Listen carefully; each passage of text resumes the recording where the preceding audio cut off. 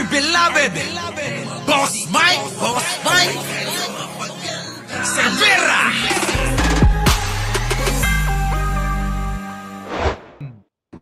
Bangat. Part 2. Ngiwi. Tingnan ninyo mga kababayan, kung ano na lang yung pinapagawa ni Rocky sa kanila, yun na lang yung sinusunod nila. Grabing katangahan ng mga to.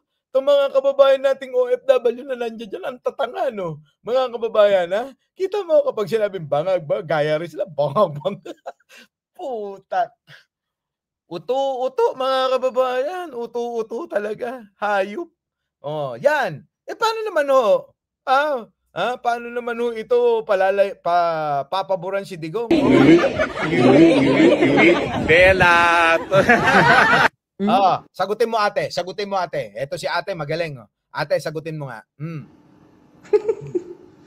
Kita nyo yung sayaw ni Barney na immature? Ganon sumayaw yung mga taong immature. Oy, Rokita, umuwi ka na. Umuwi ka na para harapin mo yung mga kaso na kinaso sa'yo. Patunayan mo ang mga pinagsasabi mo. Di ba? Mag-ingat ka dyan, Rokita. Baka susunod ka na masasabi na... Kininam ko na parang Ilocano yung accent no? Mag-ingat ka dyan, Rokita. Ilocano accent, mga kababayan. Sige, tuloy. Ngiwi. Dahil sa galit mo kay PBBM, baka ikaw ang magngiwi-ngiwi. Kayo ang tunay na bangag. Correct. Sila ang tunay na bangag, ate. Tama ka dyan. Correct. Sapol. Mga kababayan, malupit.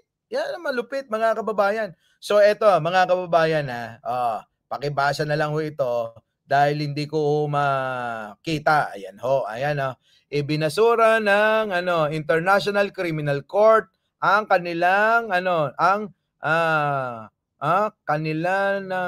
kanilang kampo ni Duterte, mga kababayan. Yan, ibinasura po ng ICC, mga kababayan. Pakibasa na lang ho yung artikulo na ito, mga kababayan. At ito pa, mga kababayan, ito matindi. Pasabog ng mga tawag dito, ng mga pamilya ng biktima, mga kababayan.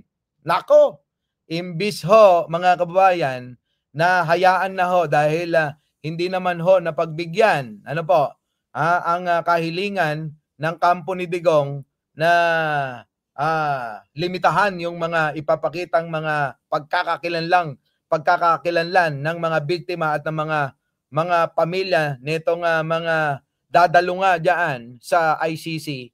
Mga kababayan, hindi ho yun. May resback ho sila. Ang resback po nila, nako, kilos protesta. Yan, mga kababayan. Ang abangan natin. Yan ang abangan po natin, mga kababayan. Patay na. Alam nyo, sa totoo lang, mukhang minamalas talaga itong itong kampo ni Digong. Di ba? Patay na. Yan, ako, mga kababayan, nananawagan ako sa mga vlogger diyan na kapag ka po itong mga biktima ni Digong ay magkilos protesta na, baka naman i-cover ninyo. Yung mga media i-cover ninyo. Hindi tulad ng ginagawa sa Dahig, mga kababayan. Si Rocky lang ang nagsasalita pero puro vlogger lang yung nakaikot. Wala naman ng tao. Wala na hong sumasama sa kanila, mga kababayan Natauhan na ho Natauhan na ho yung mga taga-suporta doon Iilan na lang ho, lahat na lang ho yung mga vlogger nila, TikToker, yung mga nando doon. So mga kababayan, kapag isinagawa itong pasabog ng mga pamilya ng biktima mga biktima ni Digong, samahan po natin. Suportahan po natin, mga kababayan. Ano po? So, mga kababayan, meron pa ho akong maagang meeting ngayon. Mag 9:30. Papaalam na po tayo. Muli, mga kababayan, maraming salamat sa pagsama nyo ngayong araw na ito. At syempre, kita-kita po tayo. Pagka nagkaroon po ng pagkakataon sa labas. At gagamitin ko yung cellphone ko para mag-live. Ano po? Muli, ako po ang inyong lingkod. Bago tayo maghiwa-hiwalay, isang like naman po dyan. Ano po? Bye-bye po, mga kababayan.